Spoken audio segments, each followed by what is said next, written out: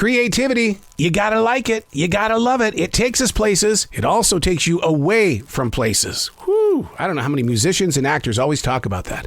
Man, I love what I'm doing, but I'm never home. Yeah, because we have this addiction to creativity, and we've got to be on that stage. That performance is always happening. And you know what? It happens in the banking industry, too. You're still on. You love being on the edge. And you know what? Accept it for what it is. You're a creative mind, and no matter what position or job you hold. And being a creative mind, you become addicted to creativity. Unplugged, because we will always say yes to creativity, totally uncut, because we all make mistakes. So turn it into a tool. This is Arroe Unplugged. I don't know, maybe I'm just the weird one. I never found a reason to want to skip school, to sit out for the day. But I will tell you, though, that in the 11th grade, after having some horrible knee work done by the doctors, I didn't really want to go to school because I was hobbling around, and our school was 3 stories, and that meant that I had to ride the stinky elevator and wait for that elevator. And it was just, no, I can't carry books and go through the way of the stinky elevator and be happy in class. So if it wasn't for my teachers in the 11th grade coming together saying, look, here's the situation, buddy. Okay, all I want you to do is come to class and you write your book. Just be present in class. It will digest in what we're trying to share. Just get back to school. And it was that love and compassion from those teachers and them understanding that we have a crisis here. He's got a really bummed up leg and the surgery did not go as well as they planned, but we don't need him on that stinky elevator coming into this class and his attitude being stinky as well. We just need him to come here and be a writer. Just come and write. And that's where my book, Halloween 78, came from, because my teachers believed in me enough while I was there in class present, that I was able to stay in school and I didn't drop out. And I love them for that. And I think that's what has kind of basically shaped my morals and my dedication and perseverance today is that, no, you already tried to quit yourself back in the 11th grade. It ain't going to happen again. Hey, it's Arroe. This is The Daily Mess, a chronological walk through an everyday world. I am a daily writer. I talk about everything. I'm looking out this studio window right now, overlooking this beautiful forest in South Charlotte, North Carolina. The birds are just having a great day out there. I love it being this high up into the trees, and they don't know you're watching, or do they? Being present in your place of now, being mindful. This is The Daily Mess. I am absolutely amazed with laughter at the excuses that people come up with when they decide, I'm not coming into work today. I'm going to call in sick. Well, how many times can you call in sick? So they come up with these creative excuses as to why they're not going to show up. And I do laugh. I don't know if it's a healthy laugh, but I do laugh. When people don't show up, here's the thing.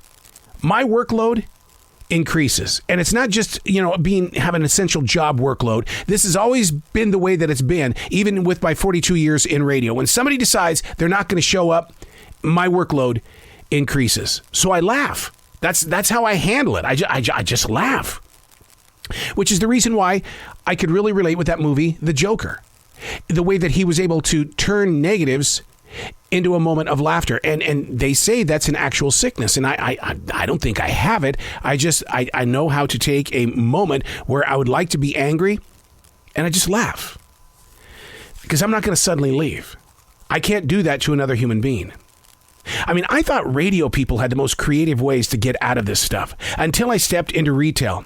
All I can say is I have tremendous compassion and empathy for your current situation, but please be truth-filled, because there's something that may come back and haunt you when someone says, well, I was in a car accident and I'm hurt. And let's just say it didn't happen. I'd watch out.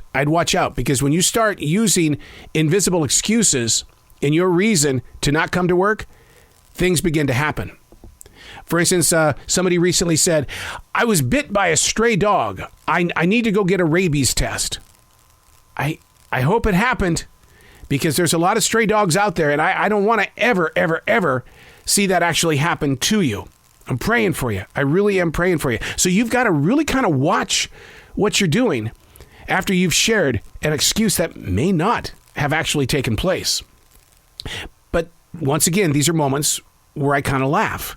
And leaders tell me all the time that, look, the situation is the situation. we will deal with it one customer at a time. I get that. But why is there comedy in moments of stress? Is it the body just releasing instead of angrily taking out?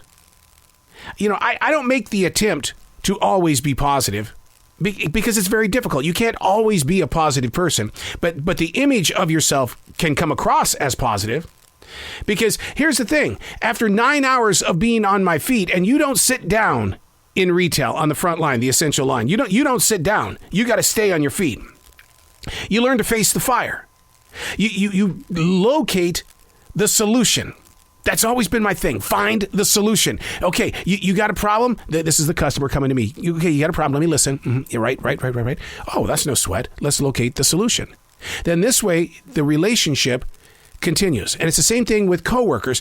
When you know that something isn't right, and it might be based on a white lie, it doesn't mean that I'm going to go attack them. You know where I was last night?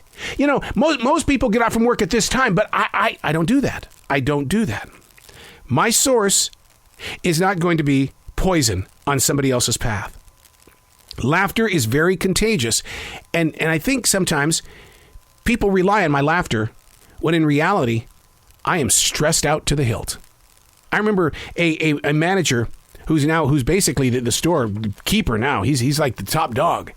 He came up to me one day and he says, what's going on? He says, I'm used to happy you. I'm used to upbeat, motivational. Hey, I'm used to the one that intermingles with our guests and you make them kind of have a great day. And today, I'm not seeing that, man.